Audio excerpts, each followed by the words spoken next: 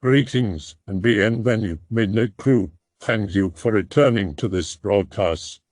And welcome to new viewers joining us for the first time. If you like a video, then feel free to subscribe. Be Uber driver. Working late last night, mostly driving drunk people home. Everything is pretty normal so far. See a nearby fare and check it out. It is someone at IHOP who wants to go about 8 miles to some point seemingly in the middle of nowhere. I pick up people from IHOP in the middle of the night more than you might think. The destination is a bit weird, but sometimes these drunks mess up when pinning their destination. Drive over and pull into the parking lot. I look around, mostly looking at the IHOP to see where the guy is. Suddenly I see this huge guy heading towards me from around the corner of the building. When I say he was huge, I do not mean fat. I mean he was at least 6.5 feet tall and very built. He is wearing all black. Black pants, black shirt, and a black coat with the hood up, covering the top half of his face. As he gets closer, I realize he is even wearing black leather gloves. I can only see the bottom half of his face. It looks like he has not shaved in a week, but he has got kind of thin, scraggly hair. I rolled down my window slightly.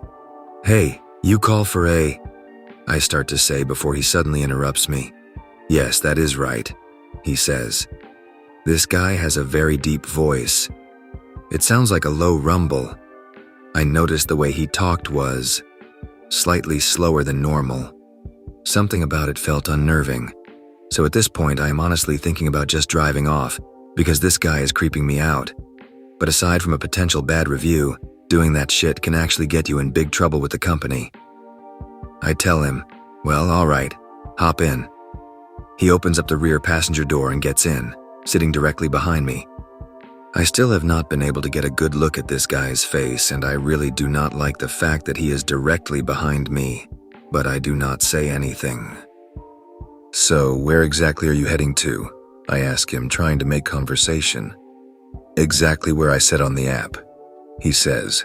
The sound of his voice right behind me is making me geek out. Yeah, but it looked like it was in the middle of the forest," I say, trying not to sound nervous. "Just head down the nearest road. I will tell you when to stop." I am very nervous at this point, but I keep driving. At this point, it is starting to feel like he is staring at the back of my head. I want to ask him what the fuck he is doing out in the woods at like 1 in the morning, but I'm not sure how to bring it up. "So, what are you up to tonight?" I asked him. As I started speaking, I noticed that my voice was shaking. I started cursing to myself. This guy probably heard how nervous I sounded. "I just need to pick something up," he says in that low rumbling voice. At this point, I tell myself, fuck talking to this guy. I just need his ass out of my car. I speed the rest of the way there. It is mostly a 45 miles per hour zone, but I'm doing at least 60. We start getting closer, and I see that we are traveling down a long road with no street lights. In fact, there is no lights anywhere that I can see. I start panicking now. We are out in the middle of nowhere, and I have got a huge guy wearing all black and leather gloves sitting right behind me. This is so fucking bad. I should have just left the second I saw this guy. "Pull over," the guy says behind me. My arms are shaking as I pull my car off to the shoulder of the road. At this point, I am thinking about what I am going to do if this guy attacks me. All I can think about is trying to bail out of the car and run. I have got a pocket knife on me, but there is no fucking way I'm going to fight this guy. Suddenly, the interior light comes on, and the door behind me opens. Without saying a word, this guy gets out and just starts walking straight into the forest. I was too shocked to do anything for a second, but then I did a quick 180 and noped out of there. So there you go. Thankfully, it was a bit of an anticlimax, but that's just fine by me. I'm still stuck thinking about who the hell that guy was, and what the fuck he was doing out in the woods so late, though. This happened to me last night. Be infected with dengue, a mosquito-based virus. Lots of fever, nausea, headache, and vomit. Cannot even stand straight without help. Sleep a lot because it is the only thing my body can handle. In the observation hall since Monday because I cannot afford a hospital room. At night, the nurses leave and turn off the light. Last night, I was the only patient left. I wake up fairly late in order to piss. I walk and stumble to the bathroom, trying to hold on to whatever I can. After I piss and I'm a bit more awake, I realize the beds are filled with people. They all have some sort of wound or condition that should keep them dead, like open heads and torsos or swollen and broken bellies, but you could see they are nothing exactly dead. I get nervous and try to walk to my bed, but I stumble and have to rest on a table. A nurse sees me and tries to help. She is cold to the touch and she wears a mouthpiece. But you could see that under that she was pretty, albeit a little pale. She helps me walk to my bed, offers me water, covers me with a mantle, and checks my saline solution. She tells me to get better and goes to work on the other patients. I fall asleep, and the next morning the hall is empty again. The morning nurse comes, and when I ask her, she says not to worry. She says some nurses do not let go of their vows to protect even after their death. This morning I had a hemogram, and my absurdly low blood pellets are slowly rising again. I can't help but think it's thanks to that nurse. I'll contribute with a story I don't like thinking about. It unsettles me to this day. B16. Living in an old house built in the 1920s. Rough part of town. Junkies and bad vibes everywhere. My great-grandmother came to live with us because she had Alzheimer's and was getting worse by the day. She would always complain about a little girl bothering her. She said lots of crazy shit though, so none of us paid it any mind. One night around 2 or 3 a.m. she starts making a huge fuss. When I go to check up, I find her upright in bed with an eerily vacant look in her eyes. "What is up, Gran?" She starts screaming like a banshee again, but maintains the vacant stare and calm composure. House is completely dark. The hairs on my arms stand up, and I start to feel uneasy. "Get this damned child out of my room. I will not tell her again." "No one is here, Gran. Just relax." I bring her some water and sit with her until she falls back into sleep a couple of minutes later. Had an unusually difficult time sleeping that night. She passed away a couple months later. The more she began to deteriorate, the less we heard about this imaginary little girl.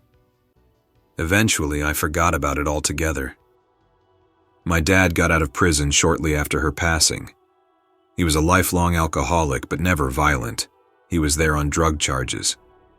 He was the kindest person I've ever known, too sensitive for this world.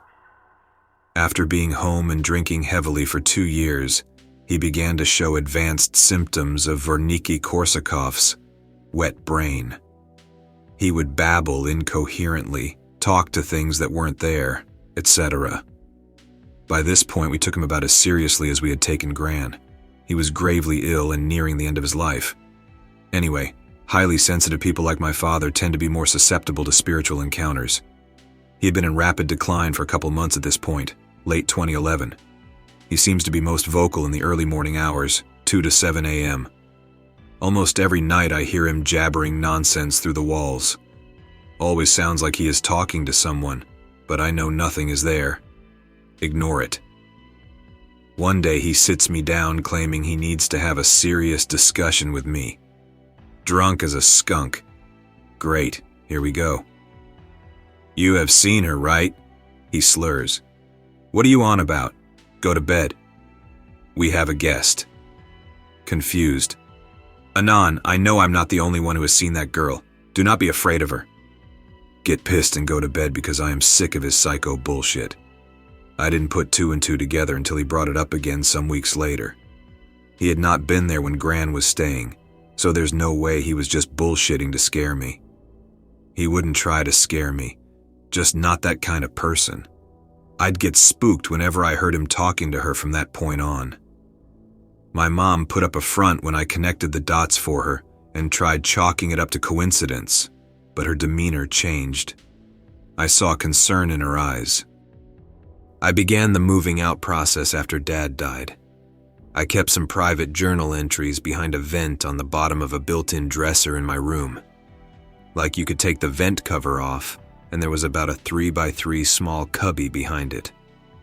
I noticed for the first time, RAYGEN was carved into the side. Could have been there before and I had never noticed. I am really not sure. Maybe it was all coincidence, but my gut tells me otherwise. A lot has been omitted because there were many small indicators of her presence throughout my 7 years in the house. Nothing freaked me out more than seeing that name etched into the wood, though. My stomach just dropped, and I got that uneasy feeling again. Left the next day and never returned. My mom moved out a month later because my dad had passed away in the house. She actually found his body. Too many awful memories there. The house is empty and in disrepair now. I avoid driving by it. Gives me the creeps every time. I was around 17 when this happened. Me and my family lived in some sort of suburb, but it was smaller than what you typically imagine them to be. It was next to a forest and hills, which were perfect to go hiking or to jog in. Around that time, I started jogging a couple of times a week. I always decided to do this at sunset, because the scenery was more beautiful. On one run, though, the darkness caught me. I was trying to beat a personal record or something, and had lost track of time. The forest and the adjacent hills were pitch dark, and my mom and dad had warned me countless times that I could easily get lost there if nightfall ever came sooner than expected. But I knew those paths like the back of my hand. It was impossible to get lost, or so I thought. As I was running back home, I began to feel eerie and weird. I turned the music in my earphones off to be more alert and picked up the pace, not wanting to spend another second more in that dark forest than I had to. Suddenly, I saw something big and on 4 legs standing in the middle of the path. I froze. It hadn't seen me yet. I, stupidly, turned on the flashlight on my phone to see what I was. Turns out it was a big-ass boar. Blinded by the light, the massive animal charged towards me. I panicked and started running as far as I could, pointing my phone towards the tree line and hoping that I could find shelter in one of them. Adrenaline rushed through my veins and my heart was beating out of my chest. Finally, I saw some tree with low-hanging branches I could climb on. I was safe by the time the boar caught up to me. I turned off the flashlight, and for a couple of terrifying seconds, while my eyes adjusted to the dark, I couldn't see anything. We stood there a couple of minutes, staring at each other. The animal eventually got bored and left. When my brain was able to function again, I called my dad and he picked me up. Not really paranormal, but the most terrifying experience of my life. Be me. Just graduated. So I decided to go on a trip with friends. We were going to spend a week in a nice beach town in the tropics. Let's call it Beach Town. It's me, the twins, and a couple. The place was hot as hell, and it was so wet it literally felt like I was being cooked. Everything is really cheap, to us, but friend convinced us to stay in a podunk hotel, so we have more money left to spend on the good stuff. Just as I get in the hotel entrance, I get this bad feeling or vibe. Talk to the receptionist and get our rooms. The twins got a room, same for the couple, and so I had a room just for myself. The elevator is busted, so we take the stairs. As we go up, that bad vibe gets stronger and stronger. When I get into my room, the vibe feels overly oppressive. I can't describe it, but it felt as if something was really off or wrong. Fix my shit, get a bath, go get dinner. When I get back to my room, it's 2 a.m. I'm tired from the plane ride but can't sleep. Toss around in bed for 2 hours, I turn on TV, search for something to bore the hell out of me. Stay like that for 2 more hours. It's 6 a.m., the sun is rising and I finally fall asleep. It's 8 a.m., one of the twins wakes me up. Have a nice day in general? We went to the beach, ate some delicious food, had fun, etc., etc. It was nice except by the fact that I was tired. When we get back, it's like 2 a.m. The events of last night repeat themselves, except that instead of watching TV, I decide to leave my room and go to the hotel entrance. Despite being 4 a.m., Beach Town is alive. I ended talking with the natives, and shortly after I fell asleep on a couch in the hotel entrance. These same events: wake up tired, go out, have fun, get back, can't sleep, go to the hotel entrance, sleep on the couch. Repeat themselves for another 4 days. I ended up becoming friends with the receptionist. Friends get worried about me.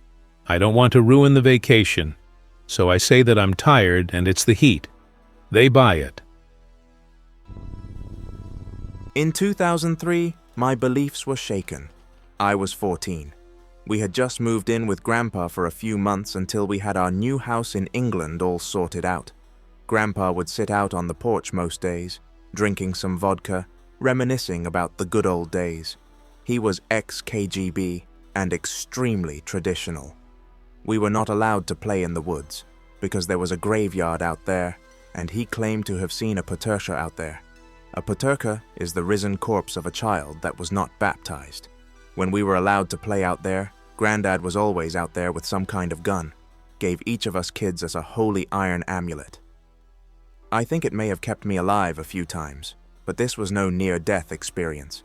Being a rebellious 14-year-old, I went in the woods a lot, sometimes at night. I would sneak out the window and walk off to do some exploring. This lasted about 2 weeks. About 500 yards in, I can still see the house a little. No issues, kicking rocks, tearing up plants, the usual. Hear heavy breathing, look up from my plant. A large figure covered in plants walks about 40 yards away from me and turns, grunts in a way that sounds like a chuckle and leaves, runs screaming back to the house.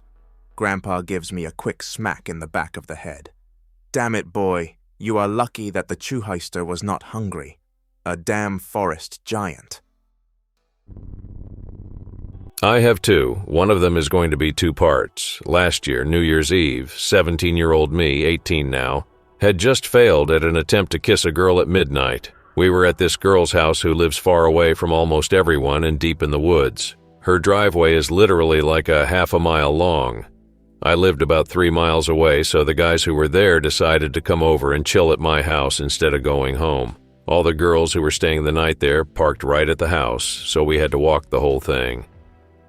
Best bro and I leave the house first.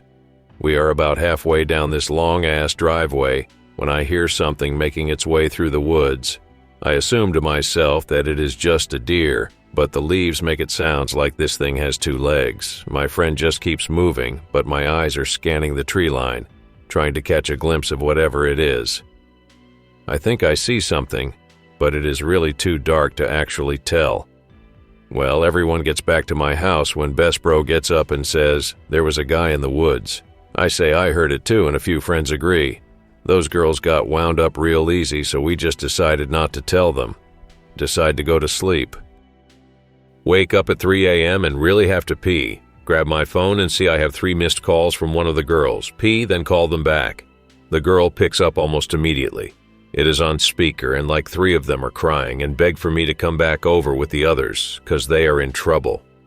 Wake everyone and we ride over in 2 cars, run all the up the driveway, hear nothing.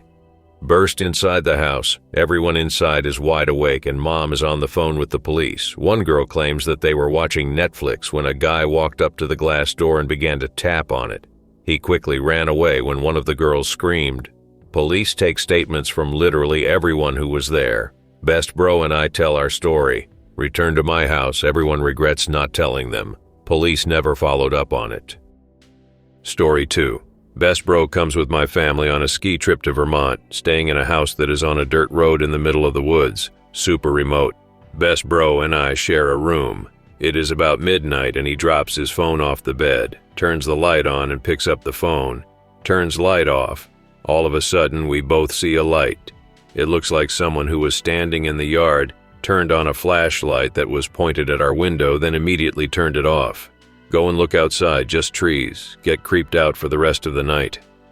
I have no idea what it is. Both of us saw it. Maybe someone has an explanation.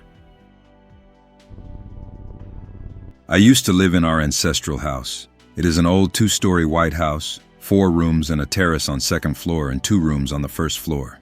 It belongs to my great-grandpa and grandma.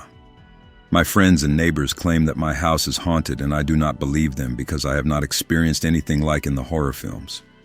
Although I find it strange that my relatives and our visitors usually fall down the stairs, our stair looks like pick-related, suffering bruises while I do not have any problems with it. I usually jump 3 or 5 steps down the stairs, use the handrail as a slide, or climb up or down without lights. I admit that the second floor is spooky when it is nighttime. There is an old painting of my great-grandpa and grandma in the hallway. Uncle told me that their eyes follow you when it is 12 a.m. Our guest room is spacious, and the cabinets are decorated by dolls. There is also that room with a window that doubles as a door to our roof at the back of the house. The lock is unreliable, and you can open it outside if you shake it enough. Our house is also on a compound. My other grandma lives in a bamboo hut at the back of our house. She owns a chico tree, and it bore fruit all year round.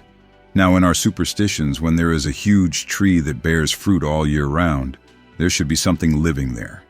Only eat what falls or ask permission to pick fruits from the branches to avoid getting cursed. I love listening to the scary stories and the unseen, so I usually ask my grandma and grandpa for stories. Grandma turns me down since she does not want to scare me, and my grandpa drinks most of the time, a bottle of whiskey per day, so I'm scared to approach him. Grandpa usually stays in his room, listening to songs, and goes out to drink with buddies. There is this one time when Grandma and Mom went out and they told me to sleep together with Grandpa. He asked me if I wanted to hear a scary story or truth about my father.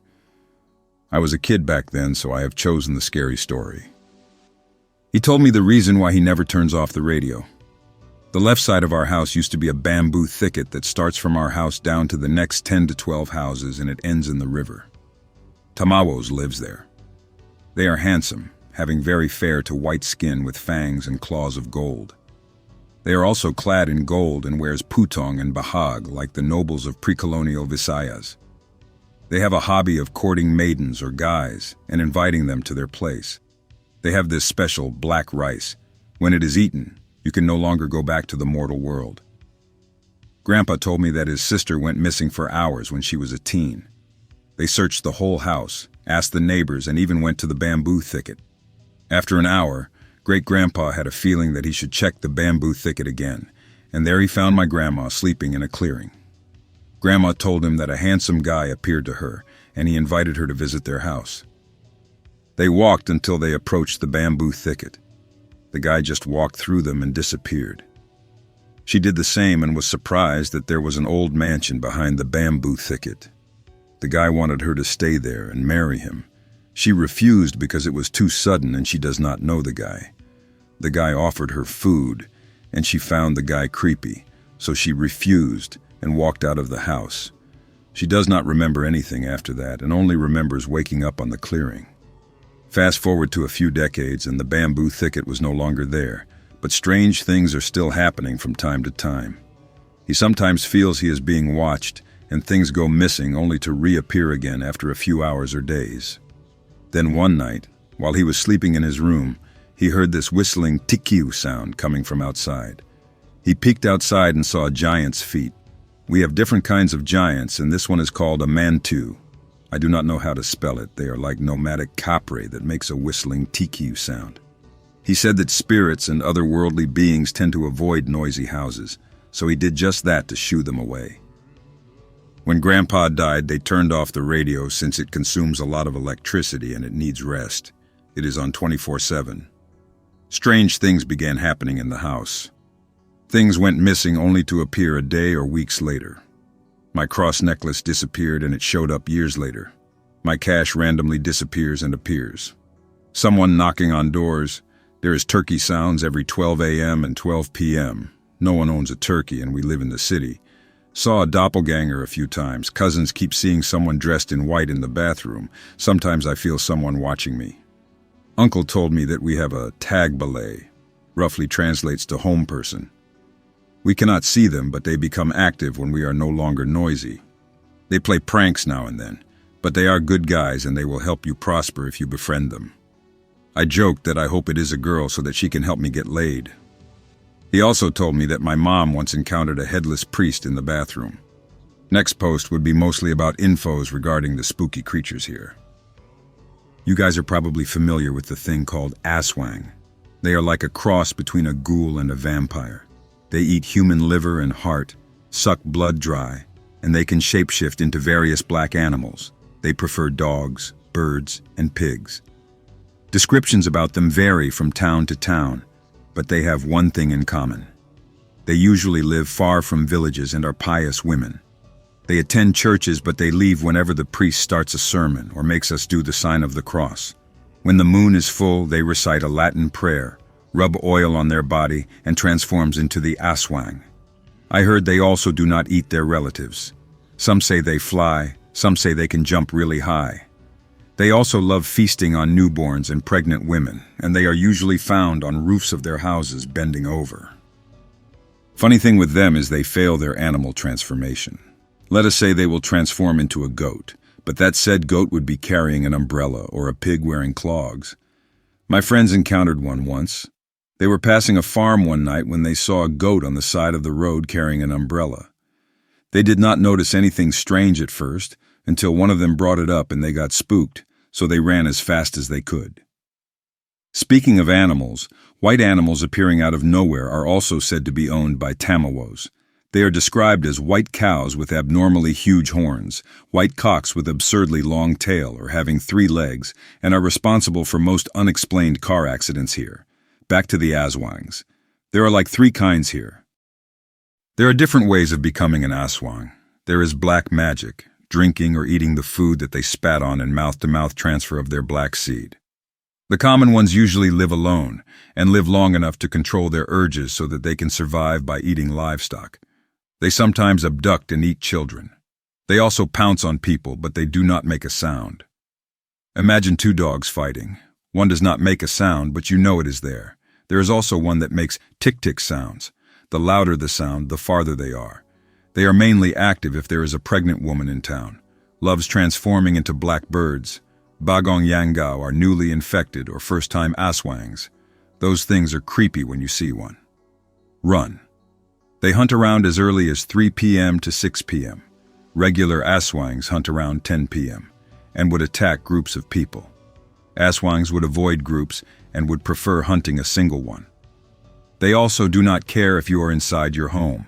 They will barge in there and eat you. They cannot control their urges, and they do not even need the help of Lana to transform. They are like addicts of the cryptid or supernaturals. Have you tasted a food so good you crave for it every minute and would do anything you can to eat it again to stop the itching of your body? That is them.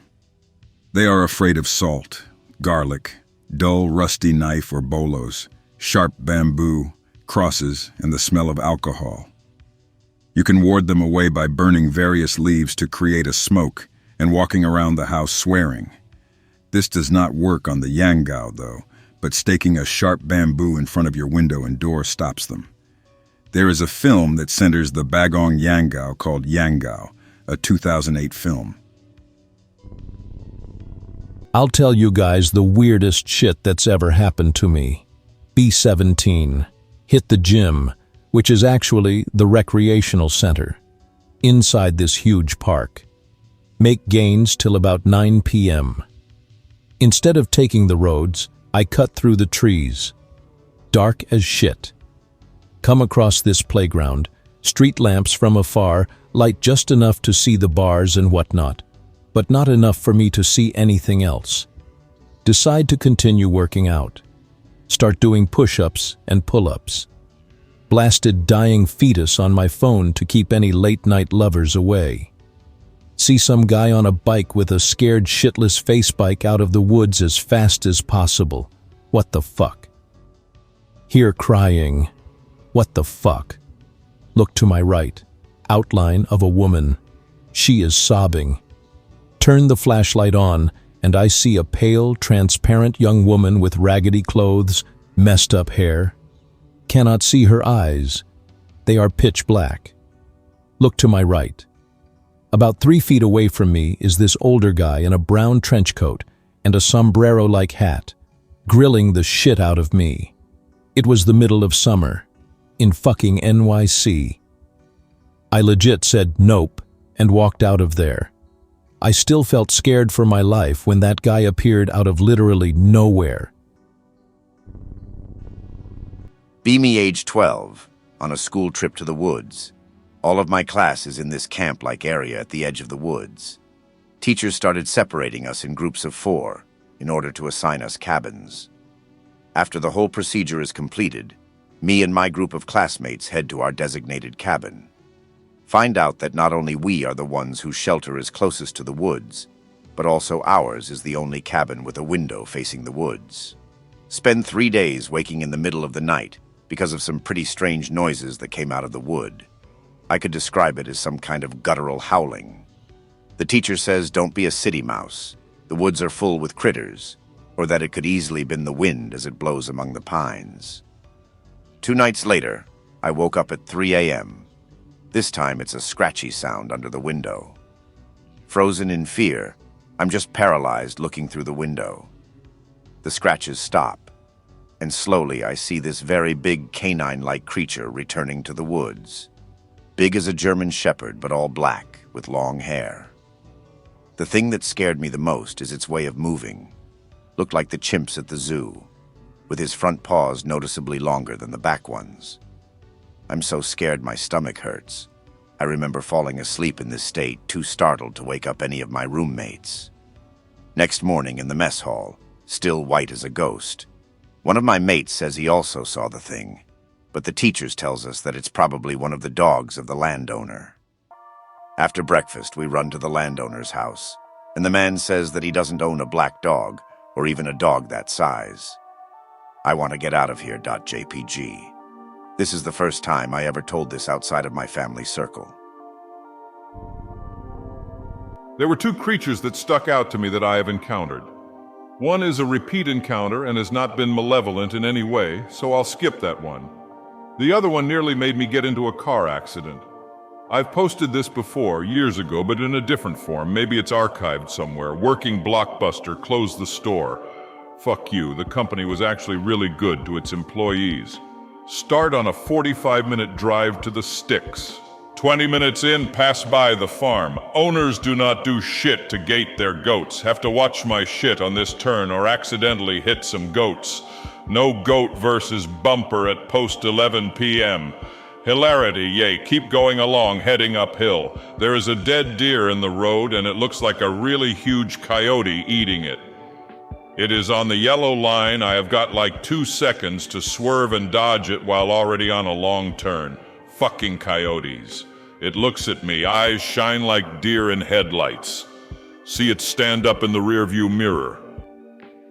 Bipedal, easily twice the height of my car while slouched. Arms and legs as thin as regular canine limbs at that height. Slam on brakes to check what the fuck. Skin is lumpy and transparent, white fleshy lumps surrounded by infected-looking red. Looks past hanging hair. Hair reminds me of hanging moss, but it is brown and shit. Walks with arms swinging gait, can only see torso reflected from really shitty porch light from a house nearby. Looks at me again in the rearview mirror, has no lips, yellow human teeth. Nope. Image extension. Never go below 40 heading back home on 25 miles per hour roads. Nearly go off-road minimum 4 times. The last glimpse was of it walking down the hill beside the road. Called in sick the following day because I didn't sleep. Buddy passed it off as, I think I know what you saw. Technical terms, a zombie. Found out the farm was missing goats too. I don't know what the fuck that was, but it's the only other real /X/ thing I've seen. I hope that you enjoyed tonight's broadcast. If you enjoyed tonight's story, then please subscribe to the channel as more Greentext will appear daily.